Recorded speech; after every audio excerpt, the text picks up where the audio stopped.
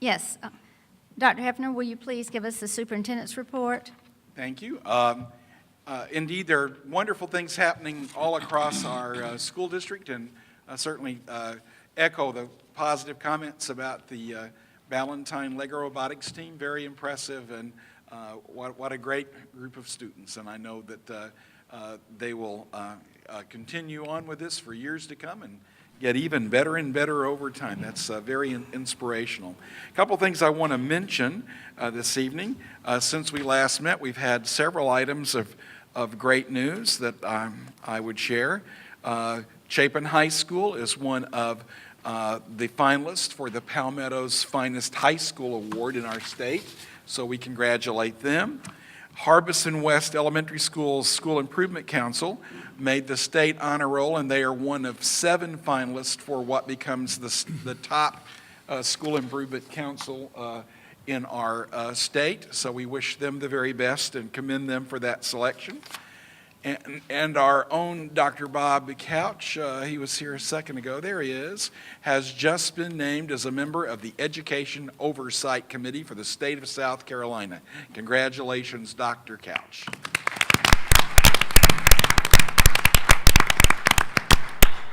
I would also like to introduce officially this evening, I know the board knows her, but serving as our interim Chief Human Resources Officer is Winnie Brown, and we welcome her here this evening and appreciate her serving in this capacity as Dr. Angela Bain has left us to become a Deputy Superintendent at the State Department of Education. But welcome, Ms. Brown, to this role.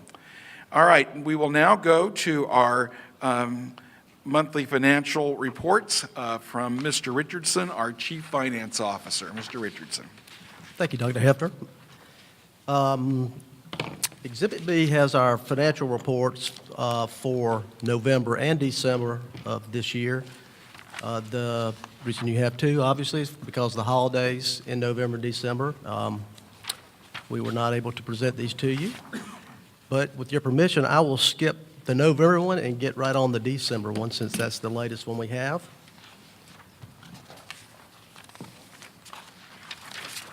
As of the end of December, we are 1/2 through this fiscal year. Our on the first page, revenues of out of $163.3 million, we currently have $98.4 million remaining to collect before the end of the fiscal year. And I will draw your attention, I guess, to the last page on the expenditure report, so you can see where we are there. Out of total budget expenditures in our general fund of $163.3 million, we currently have almost $96.1 million remaining to expend for the remainder of this fiscal year, and that gets us at about 59%. I'll be glad to entertain any questions, specific questions if you have any. I went through that very quickly. Are there any questions for Mr. Richardson? Mr. Richardson, do you feel like we're where we need to be with this regards to the expenditures and what we have left for the remaining year? Yes, ma'am, I do. We're lagging a little bit behind on revenues, but that's primarily due to the fact that we have not seen any collections, or at least as of the end of December, for 2 months from Richland County, but we're right on target. Okay, thank you.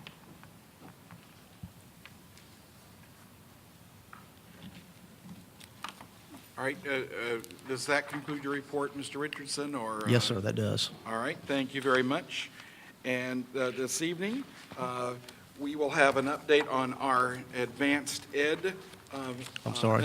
I had the capital report. Oh, okay. Sorry. All right, I'm sorry. We'll go back to the capital quarterly report, quarterly capital report. And I've got Scott Carlin here, but we're going to show you some pictures real briefly when I'm done with the numbers for you, just so you can see where our dollars have gone. In Exhibit C, there are 3 capital reports for you. The first one is from the 2013-2014 year. That's the one with fund number 584.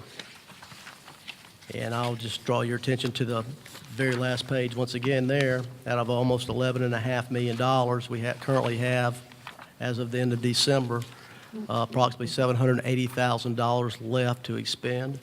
I fully expect the next quarterly report that we will have closed this one out, and so you'll only have 2 reports at the next quarter. Does anybody have any questions about the 13, 14? Yes, ma'am. Ms. Hammond? Okay. This is just for interest of, I remember years ago when we went to security cameras, and I noticed with each school, we have the security camera replacements. I'm just curious, as a board member, do we now have them, do we have them on the inside in the halls, or do we have them outside? I was just curious, and then I know that, I was wondering, are we on a rotating basis as far as, how long they last and how they wear out? I was curious since we put those in a few years ago. Well, we still, to answer your question, we do have them at various locations, not just in the hallways, Okay. and it depends on the school too, of course. We have been talking about getting it, a little bit better plan in place to try to make sure that we're staying ahead of these. Right. In the particular year we're talking about here, that was really left up to the school's discretion to request those. Individual schools? Yes, ma'am. Okay. Yes, ma'am. Reason I say that, it is a invaluable tool to principals and to the administration as well as teachers in a school. I can remember on the board thinking, do we really need cameras? As things change with schools and safety and things you never thought would happen. But I can tell you, even something as simple as trying to get to the bottom of mischievous in the restrooms that you want to find out who did it, or there's a fight in the hall. I just think they're very invaluable with individual schools. And I just was curious if we had the same procedure at every school, and that all Right. teachers and administration and staff had the same access, because I really think it's more important than maybe you would realize where they are and how many we do have at the schools, and if any are sometimes in the outside areas. So, Okay. and I know Yeah, they're thank you. expensive, but I'm glad to see we had this replacement idea. everywhere. Exactly. Thank you. We do not have any cameras in the restrooms, though. I do want to say that. Oh, no. Well, I meant, we have them like to know who went in there and when. I'm Yeah. sorry. I think y'all all know what I'm talking about. We knew what you were, Yeah, but we- just to clarify it For for clarity. the record, Thank you. for the record. The next report I'll draw your attention to is 585, which is the current year capital budget. And once again, I'll just draw your attention to the last page. Out of $11.5 million budget, we currently have, as of the end of December, about $2.3 million left to expend there, and those projects are still ongoing. Does anyone have any questions about 585? Are there any questions? Anything in, Mr. Richardson, I'm sorry.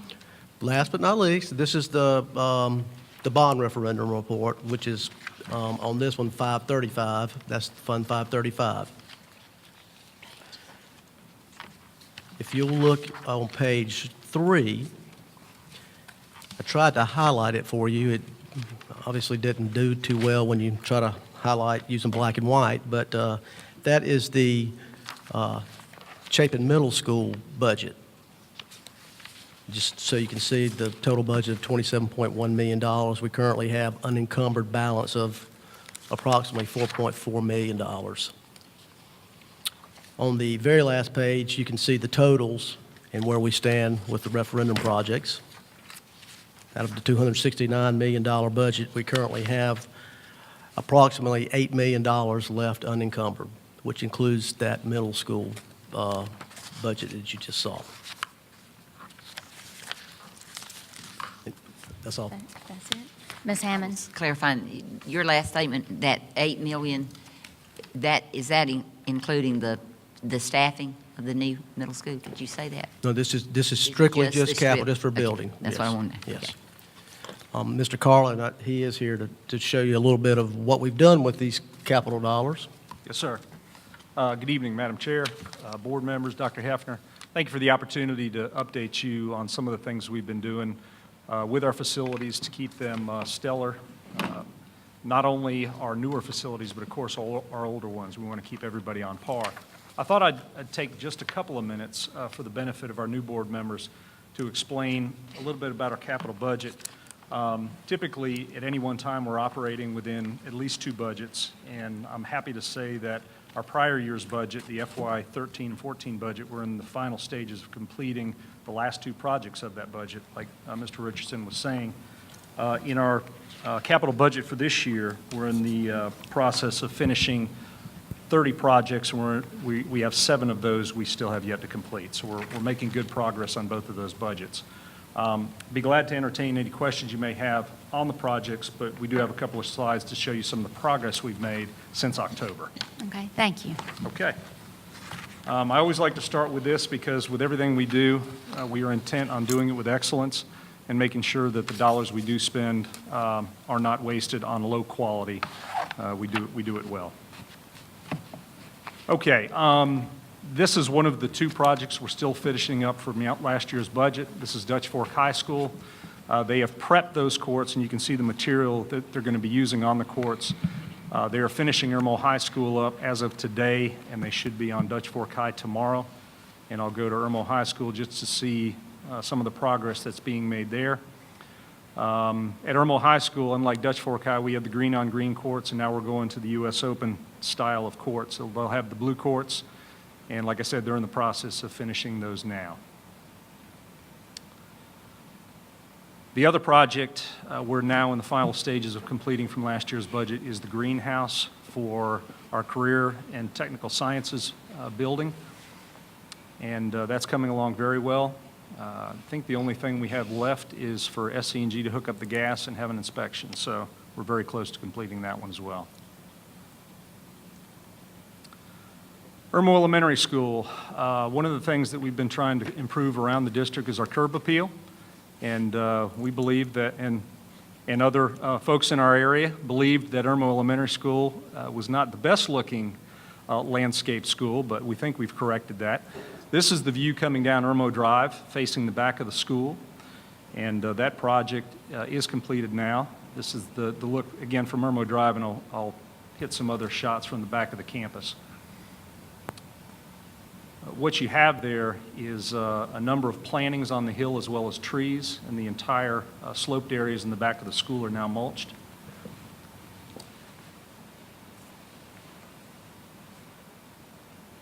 This is looking from Lake Murray Boulevard up the drive that is normally closed but does allow access into the back of the school. You can see some of the palm trees that we have there, as well as some vegetation. We've also planted shrubs around the building itself on the left-hand side. That's another close-up looking down the drives in back.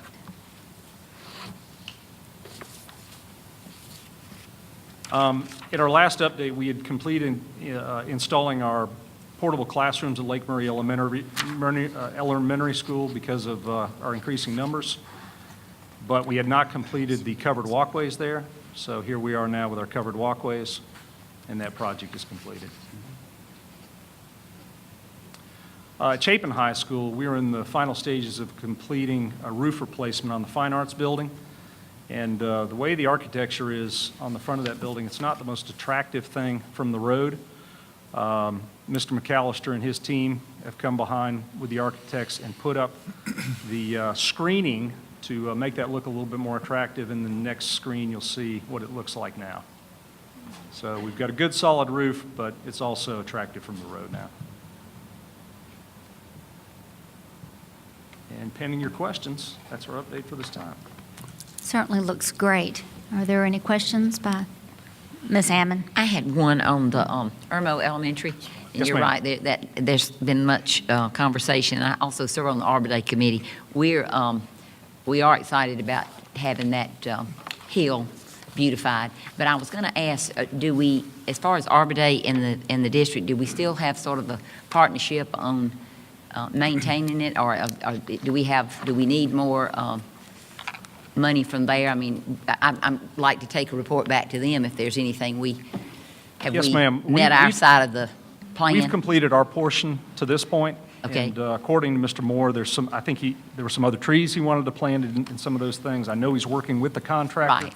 But I don't think that additional work has been completed yet. Okay. I just wondered because it does look so much better, and we're excited about And what we've and done. Ms. Hammond, to answer your question, I met with Mr. Moore Yeah. today, and that was Good. among many of our conversations. And so he's looking for some opportunities, some Right. more funding sources, and so that will Because look that good. it was a priority with the committee, with the Arbor Day. So Right. we've promised to, keep abreast with the school board. Right. Because it's been a good And we partnership. also need to thank Dr. Hefner and the school district, because I think we were able to allocate did. some funds Yes, to ma'am. really make this possible. It has. It's been a great It- partnership it on that was. project. And there are other schools where the Arbor Day Committee has been Absolutely. heavily involved. Dutch Fork Elementary, H.E. Corley Elementary. yeah. It's been a Looks great great, partnership. and we really appreciate everything that, this big committee, a lot of community people are very involved in that, so we appreciate it. Yes, ma'am. Any other questions? Okay, thank you very much. Appreciate everything, it looks great. And now we'll hear from the Office of Instruction. We got our district-wide accreditation through Advanced Ed, which many people will remember as the formerly known as the Southern Association of Colleges and Schools. We got the district-wide accreditation in 2010, and as a part of that process, in 5 years, you have to be reaccredited, and so we're now working on that reaccreditation. And here to tell us about that tonight, in the absence of Dr. Melton, who could not be with us this evening due to illness, is Reggie Dean, who's our Director of Secondary Education, and Michael Giuliano, who's our Director of Elementary Education, who have been intensely involved in this particular reaccreditation process. Thank you, Dr. Hefner. Dr. Melton does send her regrets that she was not able to make it tonight, but we will happily fill in and update you on Advanced Ed. The last time we gave an update was back in May, and we have a few slides we're going to show as well. But since then, our schools and our district have been very busy and very involved in the process. Our very own Mr. Gant served on the Standard 1 committee for our community and our district. And our very own Ms. Watson served on our Standard 2 committee as well. So both of them have inside knowledge of the process. So right now, we're just going to take you through a little bit about the process and also the progress that we've made so far up to this point. Mr. Dean. Just some general information about Advanced Ed. It's research-based standards that guide continuous improvement. And there are 5 standards during this process: purpose and direction, governance and leadership, teaching and assessing for learning, resources and support systems, and using results for continuous improvement. During this process, there's an internal review annually, and then an external review every 5 years.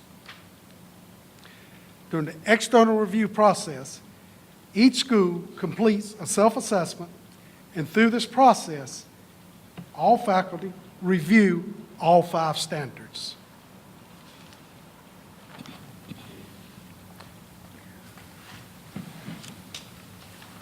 Again, the process, the self-assessment has occurred at the school and systems level. District 5 will host the external review April 19th through the 22nd. The composition of the team will consist probably of 8 members, 4 which will be in-state, 4 will be from out of state. And they will visit approximately half of our schools. The standard indicators Mr. Giuliano will cover in the next slide. Classroom observations will focus in this process on the student learner, not on the teacher. It's the classroom environment they're looking at and what student learning is taking place. Interviews will include key stakeholders inside and outside of the school district, including the superintendent and board members. And artifacts will be a sampling throughout the system that will be collected and will validate our self-assessment, and this will be available for the committee to review.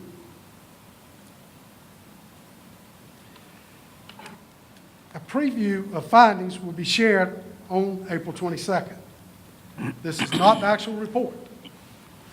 Improvement priorities will be included in the actual report. We have 2 years from the actual report to respond with our improvement and action plans. Also, it will include opportunities for improvement. These are suggested areas for us to consider, but no action is required. And then the powerful practices, which are areas that we will receive commendations, that we have done what they consider an outstanding job. So as Mr. Dean mentioned, the standards are right up here. Those are our 5 standards, and we're going to receive a rating for the school rating, and we're also going to receive an average for the system rating as well. The ratings are not a grade. We would like to emphasize it's not a grade that we're receiving. It's for continuous improvement. This whole process is for continuous improvement. So we will receive a scale between a 1 and 4 for each of those standards, from the average school rating and then also the average system rating. For example, typically when you see a 4, that means all. All of the stakeholders involved in the process, everybody involved in the process. Typically a 3 is most, typically a 2 is some, and then a 1 would be very few. But again, it's for a continuous improvement, so we look to see some scales of 3, some 2s, some 4s across the board, depending on the all, the most, or the sum. But again, we will receive ratings for both the school and the system. Our timeline, this was shared to you back in May as well, but we've been making a lot of progress, and if you notice, we started this process over a year, or around a year ago, because we wanted to give our schools plenty of time to implement this and also to get a time to go through each standard with adequate time so they could go through the process themselves, so they could, as a staff, faculty, be able to work on each standard and to be able to give recommendations back to the district team as well. So each district team took what the school used and submitted back to the district team as we compiled our ratings as well. As we look ahead, January 2015, our leadership teams are reviewing all the standards as we speak. Our schools are going to be receiving assist training next week, or this week, I should say, this Wednesday, so they can start entering everything into assist, which is our online database for advanced ed. The executive summary, in February, they'll enter that, as well as the other information into assist, and then we'll prepare for our visit in April. Again, our visit is April 19th through 22nd. On the 19th, which is a Sunday, the external review team will arrive. On Monday, they'll spend the entire day in the district office, interviewing our superintendent, interviewing our school board, interviewing key stakeholders throughout the system as well, and interviewing the principals, which will not be receiving a visit on Tuesday, which is when they'll start going to the schools. As Mr. Dean mentioned, about half of our schools are going to receive visits. So all the principals that do not receive visits will be interviewed on Tuesday, and then on Monday, I should say, and on Tuesday, they will go to the schools for the visits. On Wednesday, they're back at the district office, and then at 3 o'clock, they'll call a special plan board meeting so they can give us, as Mr. Dean mentioned, the preview of the findings that they have. We don't receive the full report yet. That takes a little while. That comes later. But we do get a preview on April 22nd before they leave. At this time, we'd like to open it up to any questions that you may have about the process. Ms. You were telling me that, that some schools will be visited. Do the schools know ahead right now, like which school knows it's going to have a visit and which one knows it's going to just have a report? At this point, they do not.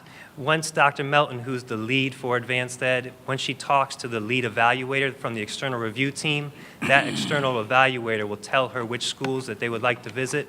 So the schools will have advance notice before April. So they will have time to prepare. Thank you. Any other questions? Okay, it's a very thorough process, and I commend each of you who is involved with that. Thank you very much. Thank you very much. And that concludes the superintendent's report. Thank you, Dr. Hefner.